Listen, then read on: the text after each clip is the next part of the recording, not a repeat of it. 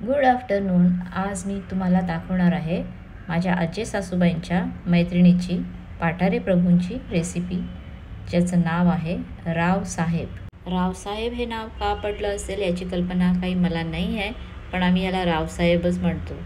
तर ही recipe vegetarian आणि prawns घालून पण होऊ शकते. तर आज आमच्याकडे लंचला आहे रावसाहेब, कांदा, लोणचं, फिश फ्राय आणि फुलके. तर आपण किचनमध्ये जाऊया. मी 2 मोठे कांदे बारीक चिरून ठेवले आहेत, 2 मोठे टोमॅटो चकत्या करून ठेवले आहेत आणि 2 बटाटे मोठे मोठे तुकडे करून आणि फ्लावर मोठे मोठे तुकडे करून, वाटाणे थोडे घेतले आहेत आणि थोड्या दुधीचे मोठे तुकडे. यात लसूण खूप जास्ती लागते म्हणून 15 ते 20 मी लसणीच्या पाकळ्या, 3 ते 4 हिरव्या मिरच्या आणि 1 इंच आलं, हे सगळं थोडंसं पाणी घालून वाटून मी असं ठेवून देत आहे.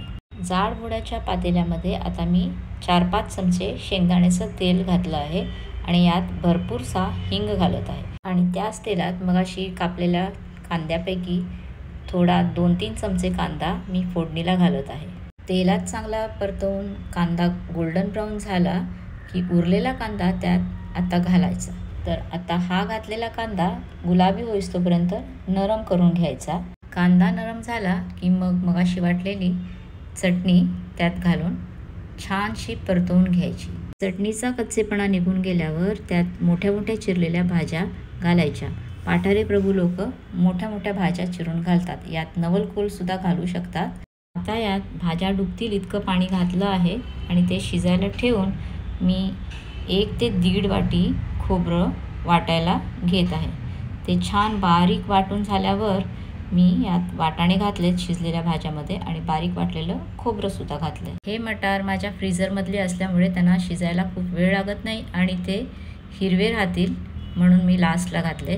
वरून मी मिक्सर धुतलेलं पाणीही घालून त्यात थोडंसं मीठ घालून घेतलं. मंद गॅसवर भाज्या आणि खोबरं पूर्ण शिजल्यावर अगदी शेवटी मी टमॅटोच्या चकत्या घालून एकसारखं करून घेतलं. 2 मिनटं गॅसवर ठेवून खाण्यासाठी तयार आहे व्हेजिटेरियन रावसाहेब.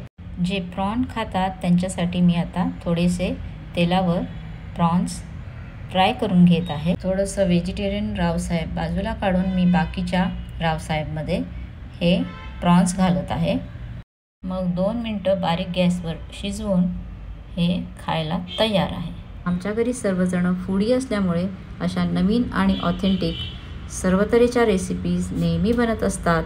तर आमच्या चॅनेलला सबस्क्राईब करून तुम्हीसुद्धा आमच्याबरोबर आमच्या जर्नीमध्ये सहभागी होऊ शकतात.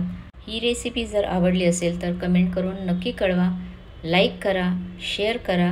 तर पुढचा व्हिडिओ येईस तोपर्यंत ही रेसिपी नक्की ट्राय करा आणि मला कळवा. धन्यवाद.